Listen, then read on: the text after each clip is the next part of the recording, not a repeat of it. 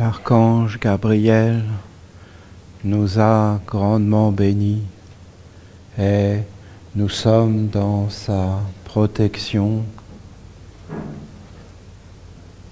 et nous devons ne pas en sortir.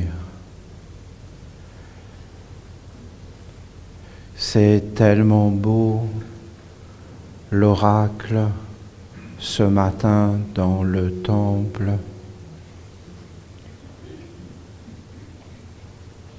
Que Dieu est grand, ça veut dire que la vie est belle, que tout est dans l'immensité et c'est comme si notre Père par l'oracle bénissait tout le travail que nous avons accompli, d'apprendre à dire oui et d'apprendre à dire non. Et ces deux gardiens qui sont valables pour chacun d'entre nous, parce qu'à partir du moment où nous voulons aller vers un monde supérieur et que nous voulons vivre avec un monde supérieur, nous sommes obligés de savoir dire oui et non, et d'être posés et d'être stables. Comment on pourrait faire confiance à quelqu'un qui change toujours d'avis, d'opinion, qui n'est pas fiable, qui n'est pas fidèle, qui n'est pas vrai dans son oui ou dans son non? Alors aucun monde supérieur ne peut se poser sur un tel être. Si tu veux vraiment aller vers un monde supérieur, il faut que tu t'entraînes, en fin de compte, à être stable, à être véritablement toi-même, à savoir vraiment ce que tu veux. Les mondes supérieurs ne sont pas dans le jugement, dans la condamnation. Ils ferment juste les portes. Il n'y a pas de problème. C'est à l'homme d'être stable, d'être posé. Et vous voyez ce matin, parce que quelque part, il nous montrait qu'on doit apparaître, mais aussi qu'on doit disparaître. Et c'est vraiment les gardiens. C'est toujours cette histoire de oui et de non. Mais l'archange, ce qu'il a dit, c'est qu'il a dit, voilà, tu as un corps. Et ce corps est un instrument. Et tout autour de ce corps et à l'intérieur de ce corps, il y a des influences. Ce n'est pas l'homme qui vit.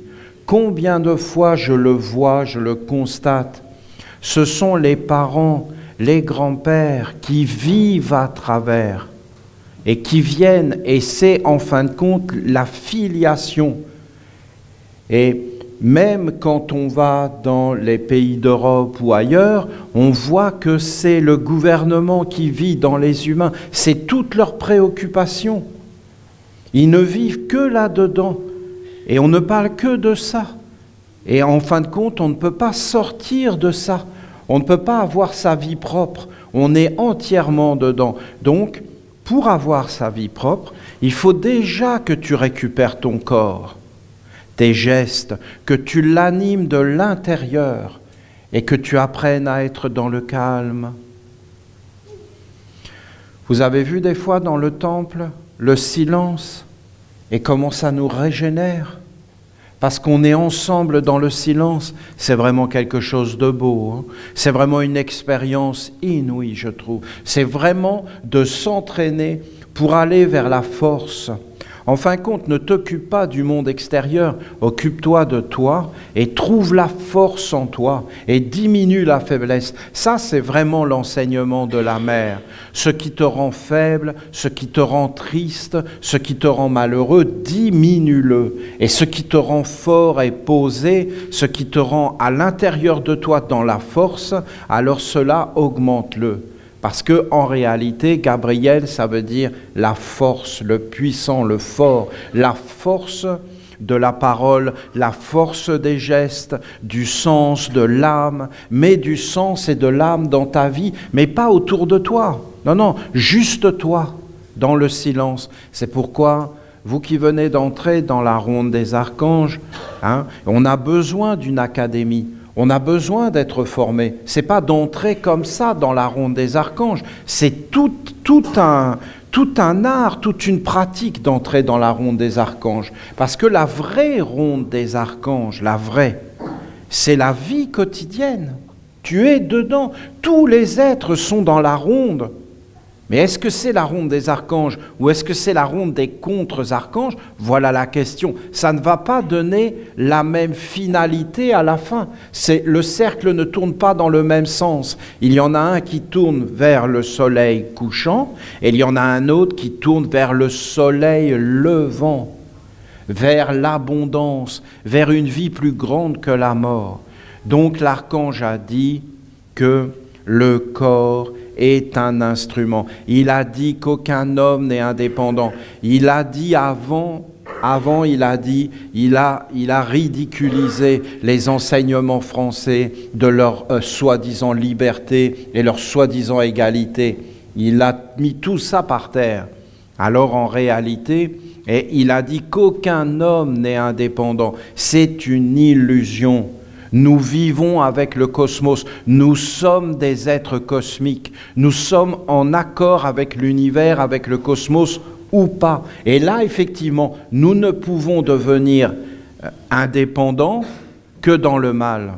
C'est-à-dire, c'est qu'en faisant le mal aux autres qu'on devient indépendant et qu'on apparaît soi. Mais si tu veux vraiment entrer dans le bien, alors c'est quelque chose de collectif, et je vous dis qu'aucun homme n'est grand. Mais l'homme peut faire des œuvres de lumière parce qu'il est en accord avec la lumière. Parce que la lumière est grande, parce que la lumière éclaire tous les êtres, et c'est le grand amour. Et si tu arrives à te mettre en affinité avec ça, mais pas forcément en entrant dans la grandeur, parce qu'il faut que tu vives avec ton corps, parce que c'est le respect de la vie. Et la vie est dans le corps, et tu dois respecter la vie partout où elle est, et tu dois la faire grandir. Mais en réalité, il y a l'immortalité. Le respect de la vie dans le corps ne doit pas dire qu'on doit vivre uniquement pour le corps et pour des besoins du corps, parce que dans ce cas, on oublie l'autre moitié complémentaire, qui est le respect de la mort, c'est-à-dire le respect de la vie plus grande que la mort, de l'immortalité. Or, aujourd'hui, qu'est-ce qui nous empêche de concevoir cette immortalité? C'est que d'abord, nous ne considérons pas que le corps est un instrument, et ce qu'a dit l'archange dans le temple, et pour moi c'est une clé phénoménale, il faut vous concentrer. Et il faut travailler jusqu'à ce que cette perception arrive en vous et devienne naturelle. Que le corps est un instrument et que tu dois toujours regarder qui anime le corps. Tu vas dire, c'est moi. Et là, en fin de compte, quand tu regardes ce moi, qu'est-ce que dit l'archange? Il dit que ce moi, cette personnalité qui vit dans le corps, c'est aussi un instrument. C'est comme le corps, un instrument. C'est pas un être propre, c'est un moyen de bouger le corps. C'est un instrument. Ta personne, ton moi, ta conscience de toi, c'est un instrument exactement comme le corps. Et si tu commences à penser comme cela, et tu vois quand on dit oui ou non, eh bien on ne dit pas oui ou non avec le corps en réalité. On dit oui ou non avec cet instrument qui est à l'intérieur et qui est la personne. La personne qui est faite des pensées, des sentiments, de ce que tu veux, mais comme d'un mystère. Un mystère insondable que personne ne connaît en réalité. Parce que ce mystère est imprononçable. Parce que cette personne, c'est quelque chose que personne ne voit. On ne voit que les effets, mais on ne voit pas l'être lui-même. Toi, on ne te voit pas, tu es invisible. Et en réalité, on voit le corps et on voit quelque chose qui anime le corps. Et tu dois t'éveiller dans cela. C'est qu'en réalité, tu dois dire oui dans cette personne, pas dans le corps. Et le corps, il va suivre cet être invisible qui est à l'intérieur de toi et que tu peux voir. C'est tes pensées, c'est tes envies, c'est des images autour de toi. Parce que si tu regardes cette personne à l'intérieur de toi, bien tu vas voir que c'est de l'eau. à la fois à l'intérieur et aussi autour de toi. C'est comme une respiration de l'eau. Et si tu rentres dans cette respiration, eh bien, tu vas voir que tu es animé par des images oniriques, des imaginations, et que c'est tout autour de toi et qu'il y a des êtres colorés, des couleurs, des rayons qui te parlent. Des fois, c'est un peu sale, et puis des fois, ça peut être extrêmement lumineux. Si c'est sale, ton corps n'est pas bien, tu n'es pas bien, parce que tu n'as pas des bonnes relations, tu ne communiques pas bien, tu ne respires pas bien. Et si c'est lumineux, eh bien, ton corps, en réalité, commence à se dégager. Et d'ailleurs, le corps, pour ainsi dire, n'est jamais malade. Le corps, il ne dit pas oui ni non. Le corps, il est là pour toi, comme un serviteur. Et il fait tout ce que tu veux, et il est toujours en train d'essayer de te satisfaire. Mais qui est ce jeu qu'il veut satisfaire? C'est ça que tu dois savoir. Or, ce jeu, il est dans le oui et le non. C'est lui qui fait des choix. C'est lui qui doit être formé, pas le corps. Le corps, tu le laisses dans le repos. Le corps, tu t'entraînes à faire des gestes lents, et il va être dans l'adoration de toi, dans la grande gratitude, et tu lui donnes le repos, et tu lui donnes la bonne nourriture, la bonne respiration, les bons regards. Tu ne fais pas entrer les ténèbres dans le corps. Le mauvais regard, la médisance, le mécontentement, la philosophie occidentale. Parce que la philosophie occidentale, elle va te détruire. Ne crois pas que la philosophie occidentale, c'est quelque chose qui est là pour construire les humains. Non, non, c'est fait pour te rendre faible, psychologiquement abruti. Tu vas dire, mais je ne suis pas ton esclave, tu vas dire des choses comme ça, tu vas dire, je n'ai pas à faire ça, je n'ai pas à faire ci. Mais bien sûr que tu as des obligations et des devoirs. Et bien sûr que la vie, c'est un travail et que c'est des alliances. Et bien sûr qu'aucun être ne peut venir seul au monde. Je vais même te dire, tous les êtres que tu rencontres dans ta vie, tu dois en prendre soin. Parce qu'en réalité, c'est une intelligence supérieure qui a placé ces êtres dans ta vie. Et tu dois vivre avec eux. Maintenant, on s'unit, on se sépare pour rien. Nous, là, si on s'est rencontrés, c'est pas pour rien. C'est pas pour rien, c'est une rencontre. On doit être respectueux les uns envers les autres et on doit apprendre à danser ensemble et à faire des choses ensemble. Et vous avez vu le psaume de l'archange, aucun homme n'est grand, mais c'est une certitude absolue, absolue. Et que c'est une collectivité et que en réalité, aucun homme, on ne doit pas vivre pour un homme, que ça soit même Jésus. Hein. C'est malsain. C'est profondément malsain. J'espère que vous le voyez. Est-ce que je suis contre ça? Non. Non. Mais moi, je suis pour la vérité. Est-ce que j'aime Jésus? Oui. Oui. Mais ce qu'on a fait avec lui, c'est malsain. Parce qu'en réalité, c'est toujours la communauté. Et si on avait regardé ces choses-là, alors on aurait fait vivre Dieu sans arrêt. Et il y aurait toujours eu un Jésus, un Bouddha, un Mahomet sur la terre. Quand Mahomet a dit « je suis le dernier prophète », ça voulait dire « je suis le dernier, avant le suivant ». Eh oui. Ah, c'est le dernier. Mais oui, c'est le dernier. Oui. Ben oui, il faut bien qu'il y ait un dernier avant le suivant. Parce que ce n'est pas des paroles mortes, c'est de vivre.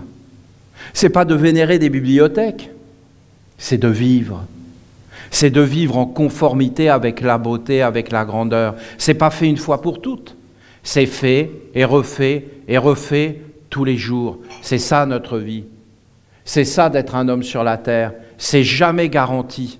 C'est toujours remis en question et remis en question et remis en question. Et si tu n'es pas fiable et fort à l'intérieur, eh bien je peux te garantir que tu descends et tu perds ce que tu avais.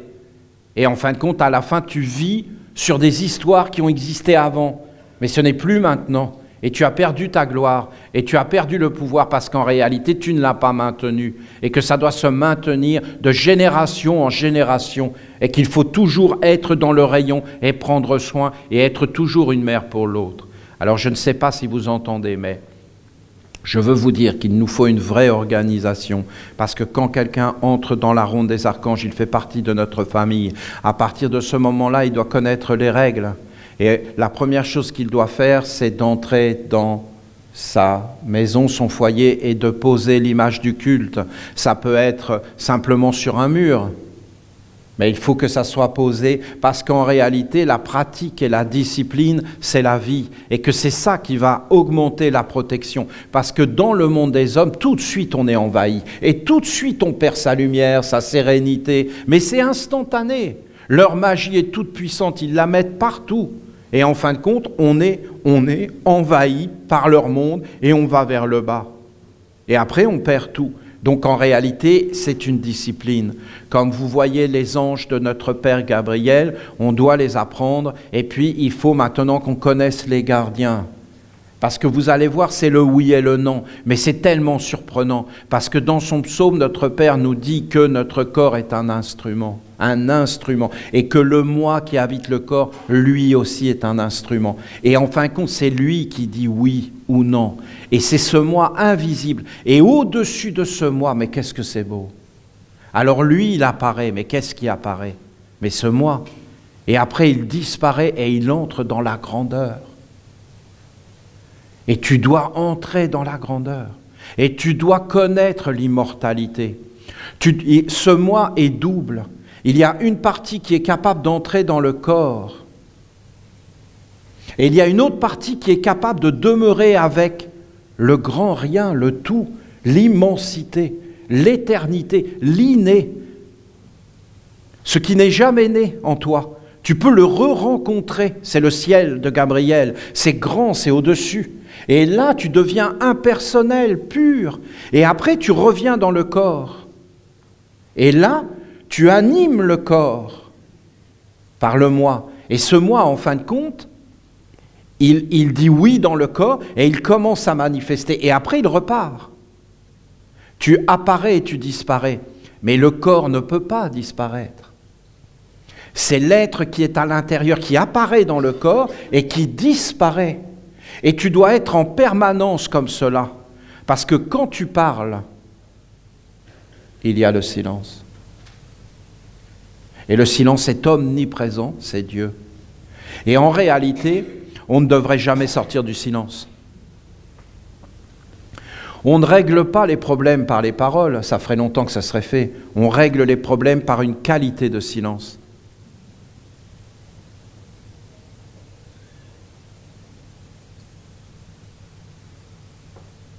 Pas par les paroles. Les paroles, les êtres sont déjà emplis de tout un monde, de confusion, de combat. Ils ne régleront jamais. Ils ne savent pas dire ni oui ni non. Ils ne savent pas équilibrer, ni être centrés, ni voir le plus haut, le plus grand. Parce qu'en réalité, si ce moi devient terrestre et ne communique plus avec les mondes supérieurs, alors ton âme se divise. Et il y a une partie qui est animée par ton corps, et c'est le corps qui gouverne, et le corps n'est donc plus un instrument. Et alors cette âme devient au service du corps. Alors l'autre âme ne veut plus l'avoir, et tu deviens une âme en peine dans la tristesse. Et tu commences à faire n'importe quoi avec le corps, parce que tu commences à souffrir, tu commences à ne plus être dans la plénitude, alors tu vas écouter tout ce qu'on va te dire sans discernement, et tu vas tout essayer, tout tester, plus rien n'a de valeur, plus rien n'a de sens, tu es complètement décentré, alors qu'en réalité tu ne dois jamais être décentré de ton être propre, de ta dignité, de ta beauté, parce que tu es un être de valeur, parce que tous les êtres sont des êtres de valeur. Mais on a de la valeur en fin de compte parce qu'on sait respirer dans la grandeur, parce qu'on sait se régénérer dans les pensées vraies, parce qu'on a un discernement, parce qu'on est capable de dire oui ou non. Et qu'une fois qu'on a dit oui, on ne revient pas sans arrêt parce qu'il y a des influences contraires, je ne suis pas content, je veux pas, je pense pas bien, je ne suis pas clair. Et en réalité aujourd'hui, il faut le reconnaître, la vie est devenue très difficile. Parce qu'en réalité, on nous fait croire qu'il y a plein de choix, mais en réalité, il n'y en a pas de choix. Le choix, c'est détruire ta famille. C'est tout. Tout est orienté vers ça. Tout. Et les êtres, ils essaient de résister, ils n'y arrivent pas, et à la fin, tout explose.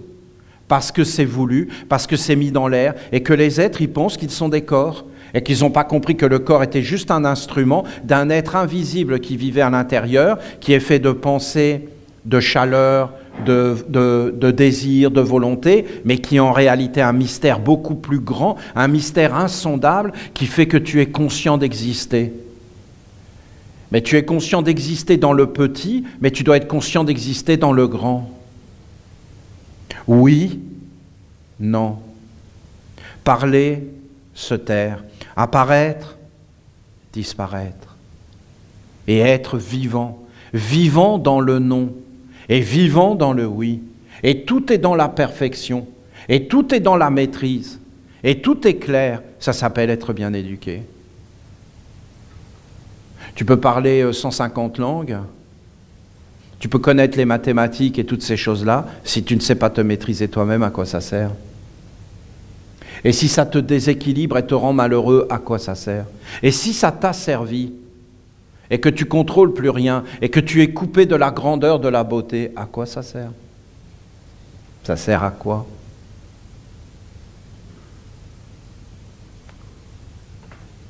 Le chemin est vraiment ouvert. Là, ensemble, nous avons posé toute l'écriture de la vie quotidienne avec la discipline parfaite. Parce qu'avant, il n'y avait que les perles, et c'était pas facile pour nous, parce que la vérité, vous vous rendez compte, c'est très abstrait. Tandis que maintenant, on sait qu'en fin de compte, il y a une discipline. Quand tu auras fait les 24, le jour, la nuit, vous comprenez? Parce qu'en réalité, le jour, qui apparaît? Le corps? Mais non, il est toujours là. C'est cet être à l'intérieur qui vient. Et la nuit qui disparaît? Mais c'est cet être qui disparaît. Mais est-ce qu'il disparaît? Mais non, il va dans d'autres mondes beaucoup plus subtils. Pourquoi nous n'avons plus conscience de ça? Parce que nous sommes devenus trop lourds. Et qu'en réalité, nous ne vivons que dans un seul monde. Il faut vivre dans les deux. C'est pas une coquetterie, c'est une nécessité absolue. Et tu dois t'éveiller et maintenant apprendre à regarder. Et quand tu vas t'approcher du triangle des invocations, tu vas savoir que c'est un miroir intérieur. Pas de regarder le corps. Si tu veux regarder le corps, tu vas dans un miroir. C'est Gabriel. Mais si tu veux regarder celui qui habite le corps, tu vas dans le triangle des invocations, tu rentres dans l'observation et tu regardes les influences qui t'entourent. Et si tu ne vois plus toutes ces choses, mais tu es en grand danger, parce que tu ne sais pas qui parle quand tu parles, tu ne sais pas à quel monde tu es relié, tu ne sais pas si c'est en accord avec le grand invisible, le grand non, le grand quelque chose, le grand silence, la grande harmonie dans le silence. Tu ne sais pas si tu es en accord. Et si tu reviens vers ça, eh bien tu vas commencer à être clair. On ne devrait pas prendre de décision sans être clair. Et quand vous n'êtes pas clair, vous montez sur le tapis, vous vous présentez devant les deux gardiens, vous faites la balance, vous vous entraînez, et en fin de compte, jusqu'à monter sur le tapis de la prière. Parce que dans le fond, sur le tapis de la prière, tu n'es pas dans cette dualité, tu es dans un autre monde. Et tu dois apprendre avec ton corps à éveiller ces états de conscience. Et après, tu dois prononcer les psaumes d'une certaine façon, dans la grandeur, dans l'offrande, dans la dévotion. Voilà. Ce psaume de ce matin, je ne l'ai pas lu en entier, mais c'est une merveille. Et maintenant, avec les 24 gardiens de la sagesse, vous allez voir, je ne peux pas l'expliquer, il faut le pratiquer. Pas le pratiquer énormément, il faut juste y penser. Par exemple, avoir un dessin qui te montre les gardiens avec les paroles, puis de temps en temps de regarder, puis de temps en temps de monter sur le tapis, et puis de regarder qu'est-ce que c'est, et de faire le point, et de t'observer. C'est comme des clés qui te permettent de te connaître, de te jauger toi-même, de t'équilibrer. C'est comme tes deux jambes, en fin de compte, les deux colonnes et les deux gardiens. Ça te permet d'être stable et ça te permet de ne pas stagner et d'avancer. Je peux vous garantir que c'est bien agréable d'avoir des pieds qui t'emmènent là où tu veux aller et de pouvoir te poser sur eux. C'est vraiment bien agréable. Demandez à ceux qui n'en ont plus et ils vous diront. Ils vous le diront. C'est ça les humains, c'est quand ils perdent les choses qu'ils comprennent la valeur. Que ça a une valeur. Les choses ont une valeur. La vie a une valeur. Les êtres qui sont autour de toi ont une valeur. Les rencontres que tu fais ont une valeur. Il faut que les rencontres soient toujours dans le merci et dans l'harmonie. Il faut que ta vie soit dans la paix et dans l'harmonie, sinon ça amène des esprits qui t'attacheront dans le futur. Tu n'en sortiras jamais. Combien de fois je vois que les mêmes problèmes qui étaient chez les parents, chez les arrière-parents, arrivent chez les enfants, vont arriver chez les petits-enfants. Regardez l'histoire de l'humanité, c'est toujours les mêmes problèmes.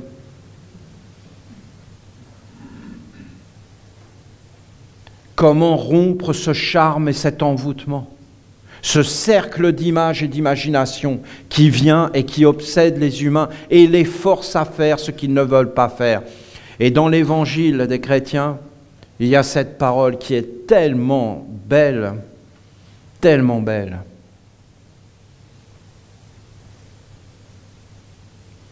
Pierre, m'aimes-tu? Mais bien sûr, maître. Alors, prends soin de mes brebis. Brebis veut dire les paroles prononcées par Dieu. Prends soin de l'évangile. Prends soin de l'évangile du nouveau commencement. Prends soin de mes paroles, mes brebis. Pourquoi une brebis était un disciple? Parce qu'un disciple était un porte-parole et qui se construisait un corps des paroles de sagesse. C'est beau, non? Vous entendez comme c'est beau? Non, rien que pour ça, je devrais être le pape. Non? Ben oui, mais je voudrais pas. J'aime bien m'habiller en pantalon. Donc, prends soin de mes paroles, de mes brebis. Pierre, m'aimes-tu? Mais oui. Pierre, m'aimes-tu? Mais oui. Mais quand tu étais jeune, tu mettais toi-même ta ceinture et tu allais là où tu voulais. Mais quand tu vieilliras, un autre te mettra la ceinture. Hein. Ça veut dire la séparation des mondes, la maîtrise de ce que tu es, de ta vie. Et te conduira là où tu ne veux pas aller.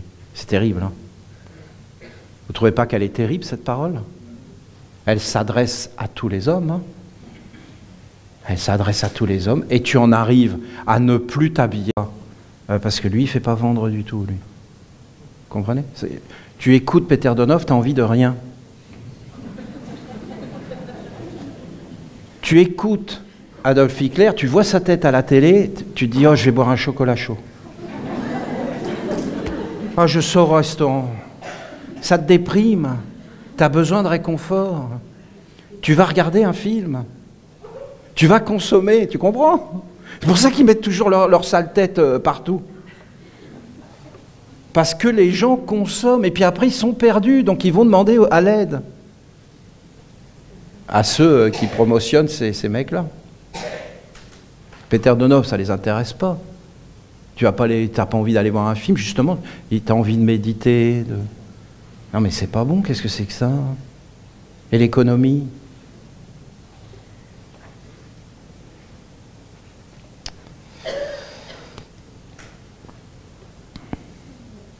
Ne regardez pas le monde, ne vous occupez pas de lui, ne cherchez pas à le comprendre, à l'analyser, à commenter tout ce qui s'y produit, car en faisant cela, vous offrez votre vie à ce qui n'a pas de vie et qui est une voie sans issue et qui n'aboutira jamais à rien.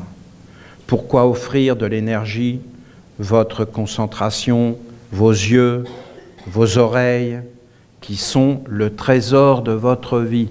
C'est-à-dire nos yeux, nos oreilles, notre concentration, notre cœur, notre être, c'est le trésor. C'est inestimable. Ça peut être une félicité, ça peut être une merveille, mais ça peut être un enfer. Tu ne veux plus rien voir, tu ne peux plus rien goûter, tu ne veux plus rien faire, tout te fait mal, tout te blesse. C'est vraiment que tu as fait n'importe quoi, toi ou tes parents, ou la société, et que tu les as suivis. Et dans ce cas-là, il faut te reconstruire un corps dans la nation essénienne. La nation essénienne est une maman, c'était magnifiquement bien fait. Hein? C'est une maman, la nation essénienne. Une maman.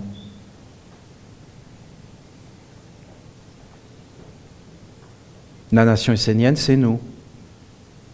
C'est nous. Si nous disons ça, Ça devient, mais fort, non? Si vous dites la nation essénienne, c'est Olivier, on est faible. Moi-même, j'étais dans ce sens-là, non, pas du tout. Et regardez les piliers qui sont en train d'apparaître, ils sont beaux. Et vous voyez tous les sages qui sont en train d'apparaître, tous les artistes. C'est la multitude qui est beau. Moi, si c'est moi, ce sera un échec. J'aurais échoué, comme bien d'autres avant moi. Parce que c'est pas facile sur la terre. Il y a plein de pièges. Si t'es pas bien formé, t'es pas préparé, tu rencontres l'épreuve, t'étais pas préparé. Vous savez, une épreuve, c'est pas si difficile que ça si t'es bien préparé. C'est si t'es mal préparé, tu t'y attends pas. Alors là, t'as pas les moyens.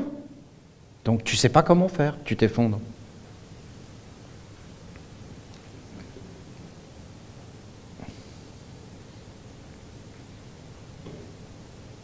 Pourquoi offrir de l'énergie, votre concentration, vos yeux, vos oreilles, qui sont le trésor de votre vie, à des mondes qui n'ont aucun intérêt? L'héritage de Johnny. Être informé, c'est bien. C'est quand même bien de savoir ce qui se passe dans le monde, hein, parce que voilà, à un moment donné, il faut être prêt à faire ses valises. Hein. Être informé, c'est bien, mais cela doit être à petite dose homéopathique. Et vous ne devez pas vous faire féconder jusqu'à inviter ce monde en vous et le laisser vivre à la place de la lumière pure et immortelle. Protégez votre vie, car elle est destinée à être offerte à un monde supérieur. Il faut savoir que si on laisse le monde entrer, à la fin de notre vie, on ira avec les êtres qui gouvernent ce monde. Je peux vous garantir qu'il faut être sceptique. C'est une fausse. Et par contre, normalement, dans le monde, vous devez vous devez offrir votre vie à la lumière, à la grandeur, à la beauté, à la splendeur. Voilà. C'est comme ça. C'est une offrande, hein. Au final, c'est une offrande, la vie. C'est une offrande.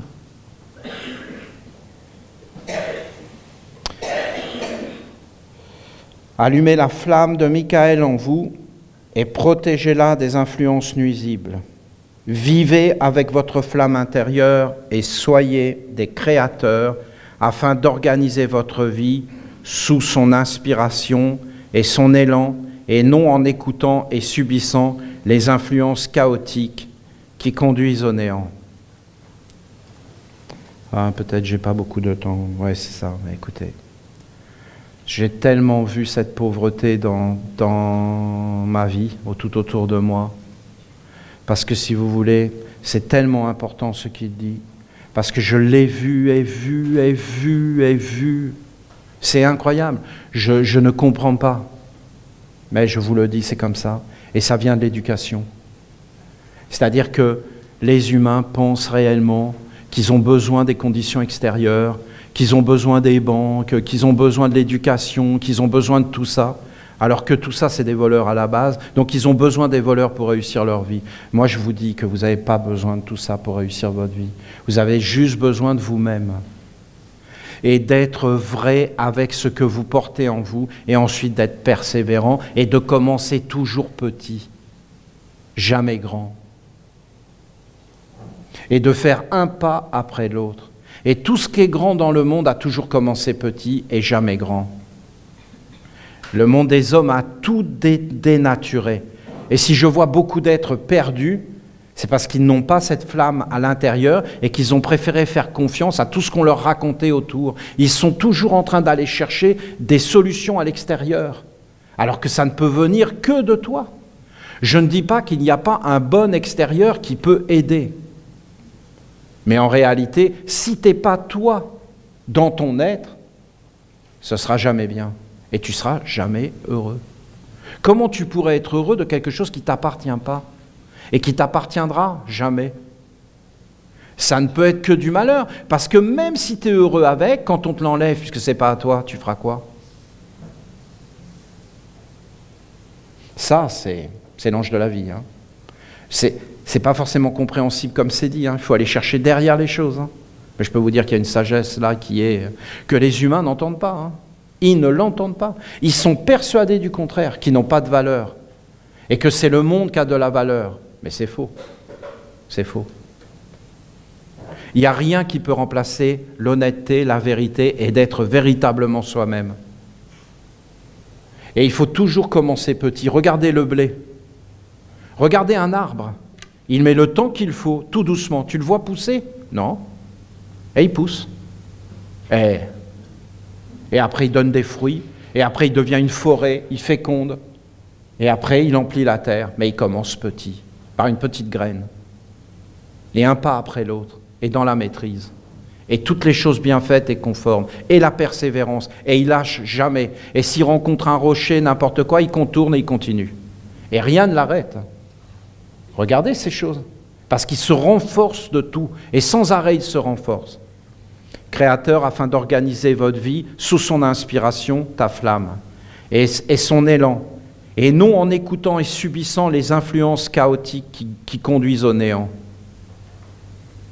C'est triste, si on approfondit, parce que je peux vous garantir que mes yeux et mon expérience me montrent que bien souvent les humains choisissent ce chemin trompeur et de facilité, plutôt que le vrai chemin du travail sur soi, de l'éveil, de la dignité et d'être fidèle à cette flamme qui est à l'intérieur et qui en réalité est la mission unique que chacun d'entre nous a à faire. Sachez qu'il n'existe rien de plus dangereux que de vous disperser dans de multiples activités qui n'ont pas pour fondement la lumière intérieure de la vie divine. Vous pensez peut-être que vous êtes capable de maîtriser, mais en fait c'est une illusion, car si vous vous ouvrez inconsidérément aux influences troubles des mondes extérieurs, cela animera vos yeux, vos sens, vous fécondera et une colère, un monde dur apparaîtra à l'intérieur. C'est une réaction naturelle du corps qui cherche à se protéger de ce mal. En fin de compte, le mécontentement, toutes ces choses, c'est le corps qui se fait agresser par un monde qui rentre en lui et il voit que ce monde est négatif, mais il ne sait pas comment l'enlever. Et celui qui fait rentrer ce monde-là dans le corps, c'est le moi. Parce qu'il ne sait pas dire ni oui ni non. Et qu'il a perdu le sens de l'éternité, de l'immortalité, de son origine divine. Et que maintenant il pense qu'il est un corps et qu'il doit vivre dans toutes les obligations qu'on lui met dans un monde qui n'a aucune intelligence et qu'il pense uniquement qu'à asservir. Parce qu'il a peur. Et quand tu as peur, tu as servi pour être assuré. Parce que ça te réconforte. C'est tout. C'est bête, hein, croyez pas. Croyez pas que c'est des choses grandioses. Hein. C'est une réaction naturelle du corps qui cherche à se protéger de ce mal. Donc la guerre, les conflits, c'est une réaction naturelle du corps qui cherche à se protéger d'un mal spirituel.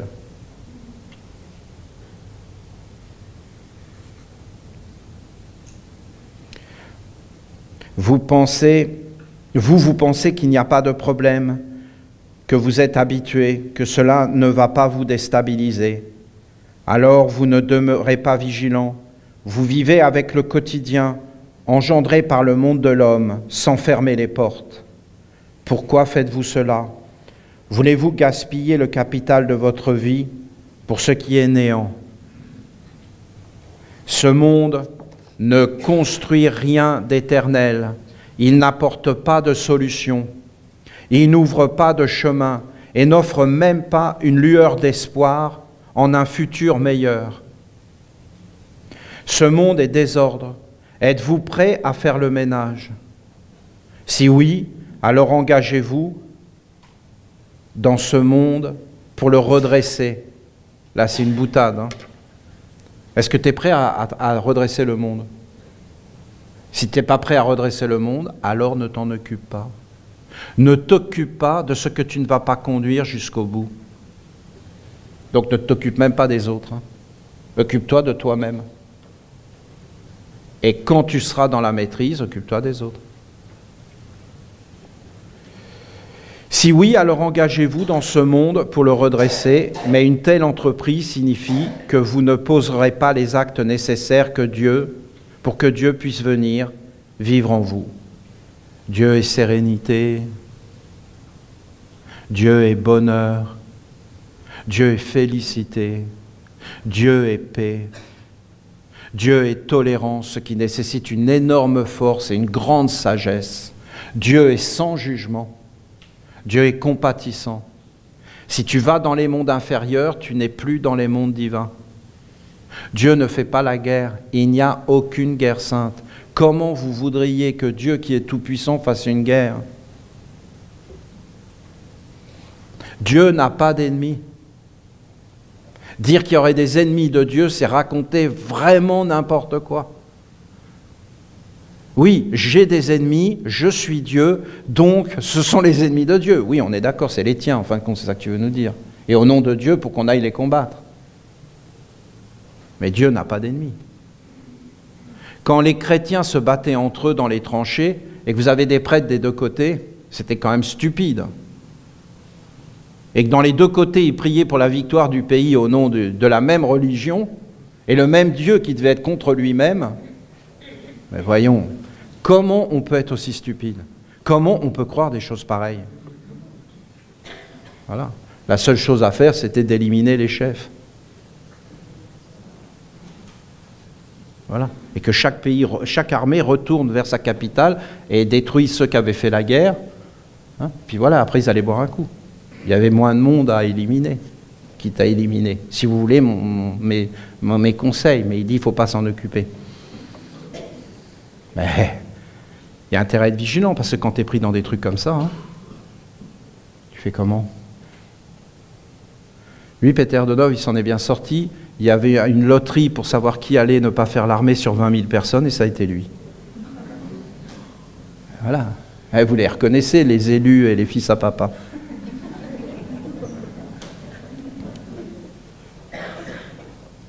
Si vous voulez cheminer vers Dieu, alors limitez vos contacts avec ce monde de désordre et concentrez votre énergie dans le fait d'allumer la flamme de la vie en vous et de la faire grandir pour devenir une meilleure personne qui sera capable d'être un instrument pour faire apparaître ce qui est juste en chaque situation du quotidien. Être juste, c'est être centré en soi et c'est trouver ce qui est juste dans le rapport avec l'autre. Ainsi peut se manifester la bonté authentique, l'échange harmonieux, la tolérance et peut-être la sagesse. Il y a le respect aussi, il faut mettre le respect. Tout cela n'est ni pour toi, ni pour l'autre, mais pour la flamme divine qui est en toi. Il ne faut pas vivre pour le moi terrestre qui vit dans le corps, mais il faut vivre pour Dieu en fin de compte. Et en fin de compte, c'est pas d'abandonner, c'est de trouver. Hein? Ah oui, mais alors j'abandonne. Non, non, tu trouves. Et si tu ne trouves pas, tu abandonnes, oui. Tu abandonnes le bonheur, la sagesse, la vérité, tu abandonnes tout ça. Pour vivre quoi? À la fin, la médiocrité, l'esclavage, l'humiliation, le désordre. Il y a une flamme à l'intérieur, on ne peut pas vivre sans. Est-ce que vous comprenez le papillon, la féerie, la beauté, la poésie, la culture? Vous comprenez l'éducation? On est tombé. On a perdu tout ça. Il n'y a pas de culture. Il n'y a pas de finesse, de raffinement, c'est fini. L'Europe, c'est quand même incroyable, là, il faut quand même être honnête. C'est incroyable. C'est un raffinement, c'est à l'origine. Mais on est vraiment en train de tout perdre. Hein. Vraiment. Mais à l'origine, regardez nos ancêtres, ce qu'ils ont fait avec le chocolat, avec le café, avec tout. La cuisine, la beauté, la musique. C'est pas rien tout ça. Et c'était destiné à élever les âmes, à élever les cœurs. C'est beau. la culture, l'éducation. C'est des choses qu'on doit prendre soin. Si on perd ça, mais on devient quoi? En nourrissant cette flamme, en la renforçant, alors tu peux bénéficier de sa présence magique, de sa lumière, de sa chaleur, de la vie divine qui est sa nature.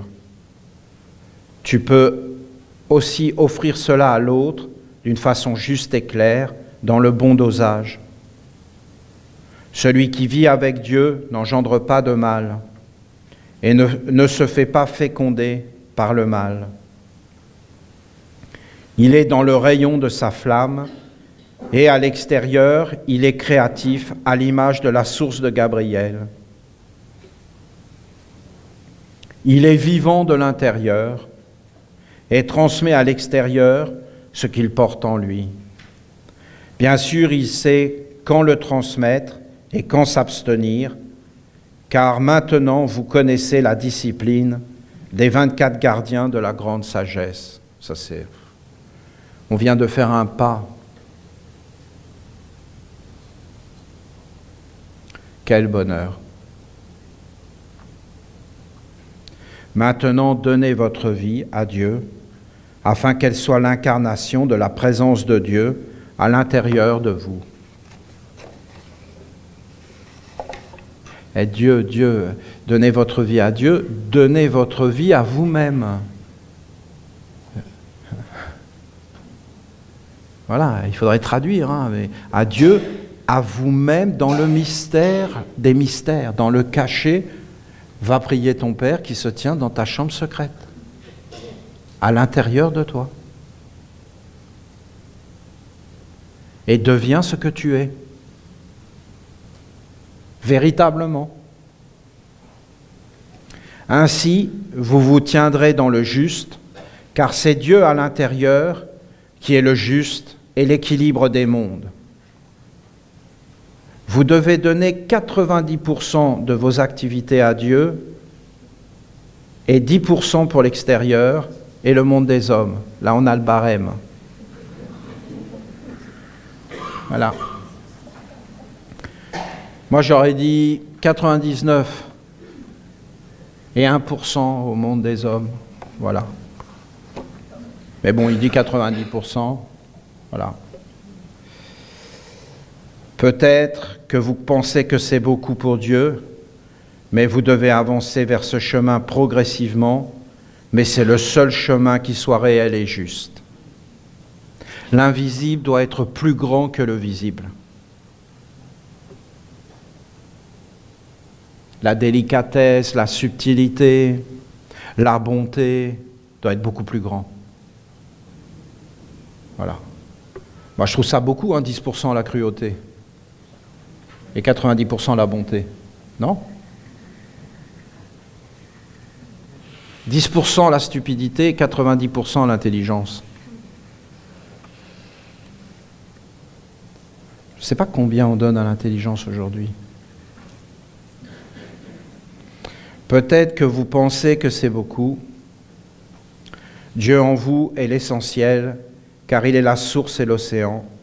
Occupez-vous de l'essentiel, et tout le reste se mettra en place de lui-même, dans l'harmonie et l'ordre. Moi, l'ange de la vie, je bénis le cercle de votre année, pour qu'il vous apporte le renouveau et l'éveil puissant à la vie intérieure dans sa plus belle manifestation, c'est-à-dire dans la communion avec les plus belles vertus de Dieu la Mère et de sa grande sagesse. Voilà. Vous avez un message d'un ange. J'espère que vous êtes honorés.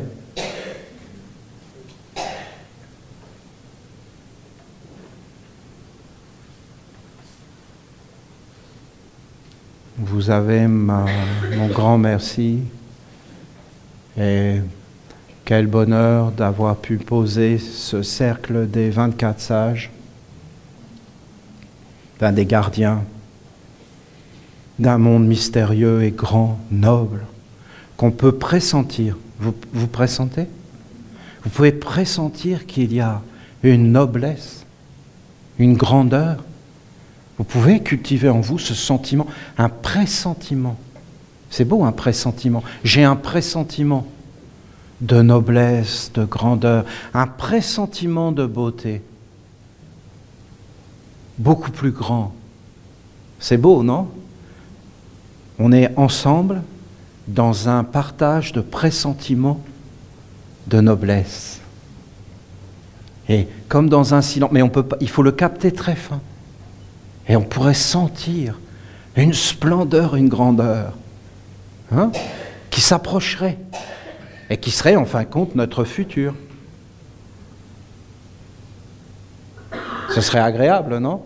Un futur dans un pressentiment de noblesse, de grandeur et de beauté. Je vous honore et je vous bénis. Et je vous dis mon merci et ma gratitude profonde et sincère.